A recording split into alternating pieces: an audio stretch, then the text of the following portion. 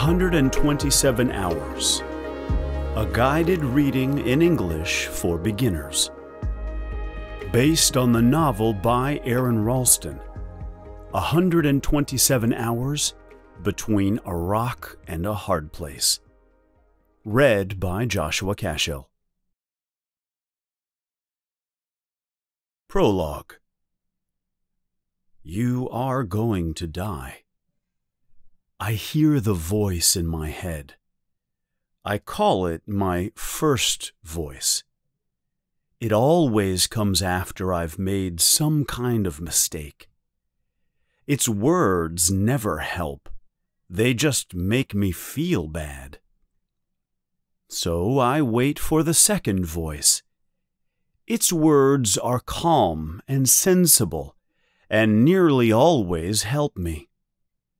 I wait, but tonight the second voice doesn't come. There is only silence, darkness, and cold. In the first days, the second voice always came. It stopped me feeling sad, angry, or afraid. It gave me ideas. It showed me things. It brought me hope. I believed I could be free again. But slowly, that voice disappeared. My belief disappeared with it. Now there is only the first voice. It says the same thing over and over again. Finally, I must accept the truth. I am going to die. Chapter 1. The Most Beautiful Place on Earth. It is Saturday, April 26th, 2003. My name is Aron Ralston. I'm biking and hiking in Canyonlands National Park in southeast Utah, USA.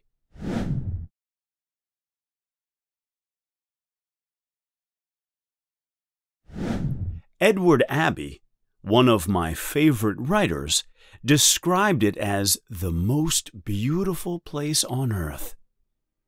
Right now, with the sun on my back and the wind in my hair, I agree.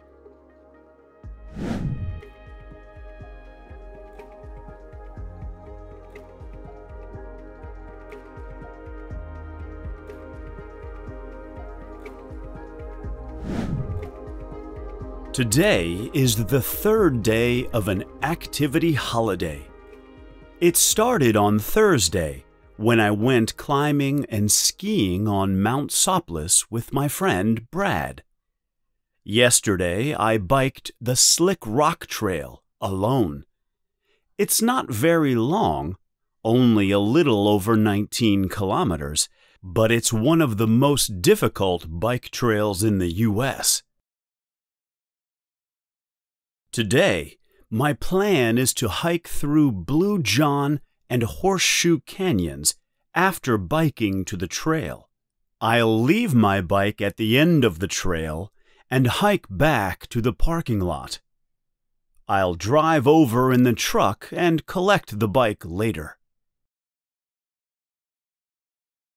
After that, I'll drive to Goblin Valley, about 80 kilometers north of here.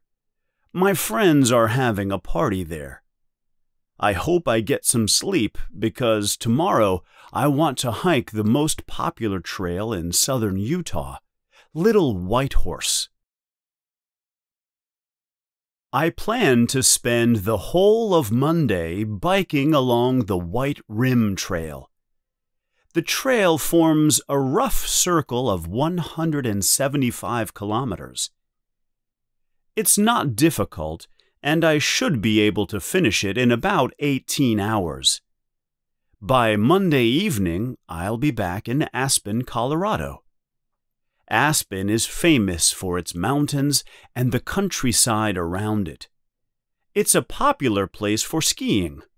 I live there and I work for Ute Mountaineer, a sports equipment shop. Leona, one of the people I live and work with, is having a goodbye party on Monday night. Now that winter is over, she's going to another town in Colorado to work as a gardener for the summer. Her party will be a cool way to end my trip. 0 hours, 8:45 a.m. I arrive at the Horseshoe Canyon parking lot early in the morning, pull my bike from the truck, and lock the door. Then I check the time, 8:45 in the morning. As I start cycling, I wonder how quickly I can get to the start of the trail.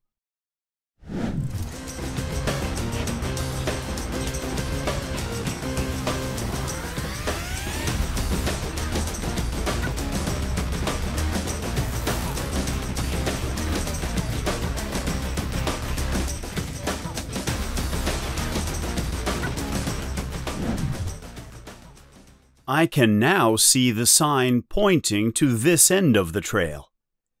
That means I've cycled 13 kilometers in less than 2 hours. That's good. It will give me more time to finish my hike back to the truck. I lock my bike to a tree and start walking.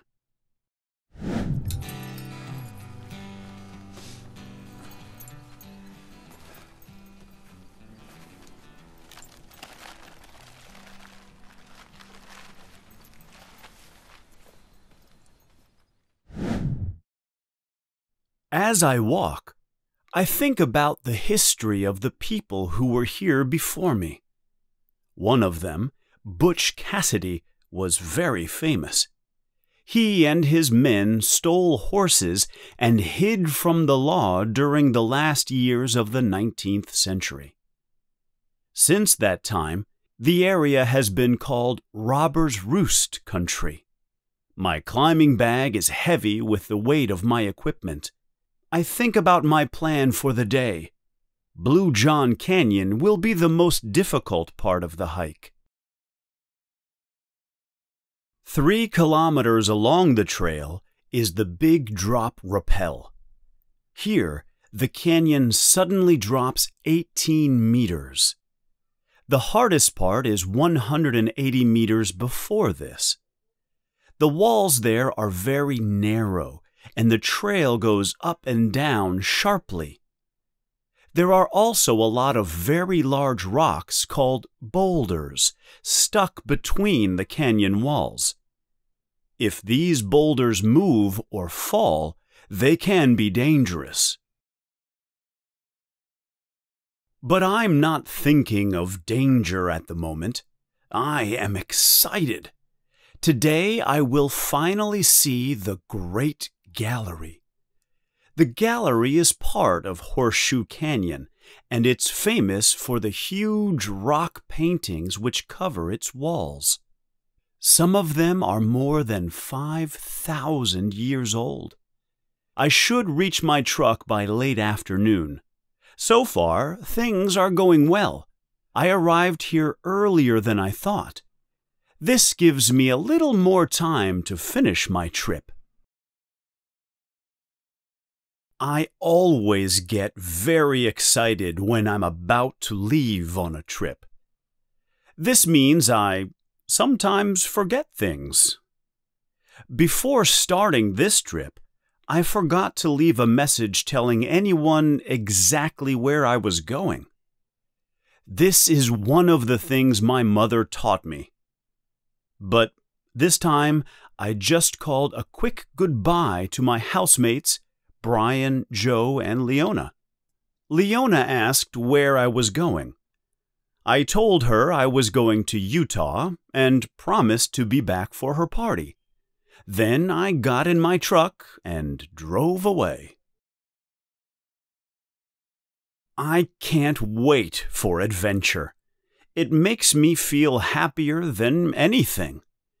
It's part of who I am. I'm on a high rock looking down at the trail. I've stopped because I can hear voices. This surprises me. I had expected to be alone. Two young women suddenly appear below me. I feel pleased. I've spent the last 18 hours alone. It will be good to have company for a while. "Hi," I call as I climb down the rock. The girls hadn't noticed me. They turn, looking a little nervous. I guess they are about 25 years old. I smile and hold out my hand. "My name's Aron." They smile back. "I'm Megan," says the darker girl, "and this is Christy." We shake hands and continue along the trail. As we go, we talk about our interests. We all love hiking, biking, and adventures. I don't know. I think we'll go that way. Just keep going that way. That way, and then we have to come back. Hey! Whoa. Oh my God. Let's see this. Aron. Christy, allow me to introduce you to my friend Megan. Nice to meet you. It's an honor. For all of us, this is more important than earning a lot of money. They work in the same business too. They work for Outward Bound, a sports equipment shop in Moab, Utah. Both Aspen and Moab are important tourist centers for hikers. We are on the trail together for about 5 kilometers. At that point, there is a smaller canyon to the west. The West Canyon goes back in a half circle.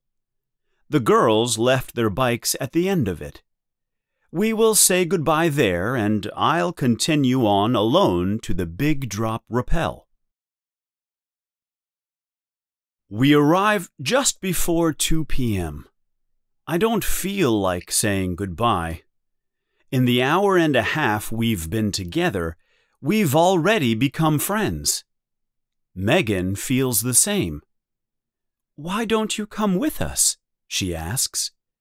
"We can finish the West Canyon Trail, go back to our truck, and have a few beers."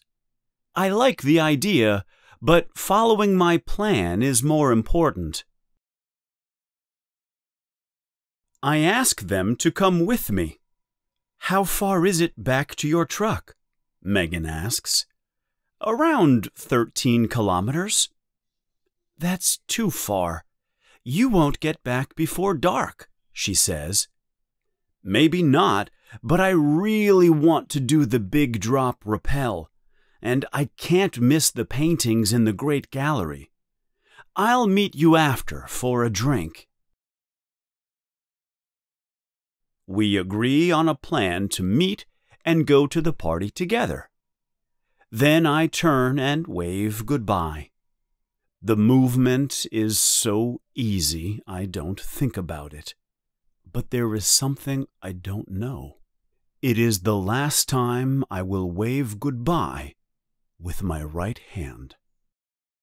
It was good to meet you. See ya! Bye. Scooby-Doo! Yeah!